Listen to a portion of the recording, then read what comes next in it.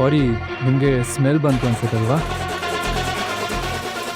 ಅದು ನನ್ನ ಫ್ರೆಂಡ್ಸ್ಗೆ ಕುಡಿಯಲ್ಲ ಅಂತಾನೆ ಹೇಳಿದೆ, ಬಟ್ ಅವ್ರು ನನ್ನ ಮಾತೇ ಕೇಳಲಿಲ್ಲ, ತುಂಬ ಬಲವಂತ ಮಾಡಿದರು. ಸೊ ಅದಕ್ಕೆ ಒಂದೊಂದು ಚಿಕ್ಕ ಪೆಗ್ ಕುಡಿದೆ ಅಷ್ಟೇ.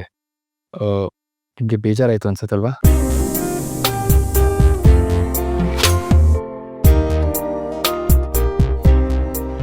ಬೇಜಾರೆಲ್ಲ ಏನೂ ಇಲ್ಲ, ಆದರೆ ಇನ್ನು ಮುಂದೆ ಅಭ್ಯಾಸ ಮಾಡಲಿಲ್ಲ ಅಂದರೆ ಸಾಕು.